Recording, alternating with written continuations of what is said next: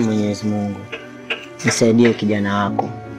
Mpaka sasa hivi sijapata kitu chochote tumboni. Hii ni saa 7 sasa. Najua tena saa 7 linavyoaka. Mwenyezi Mungu nisaidie. Kazi yoyote mbele ninayokutana nayo mimi nifanye. Iwe kubeba tofali, kubeba zege, si kwenda kumwaga taka.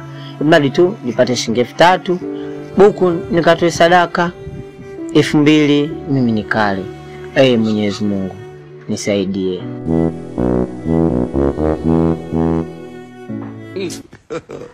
God have mercy upon us.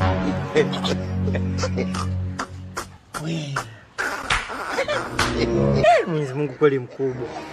Sasa si nisema 3000. Mbona 2000? Buku amechukua, amejua mimi siendi kutoa sadaka.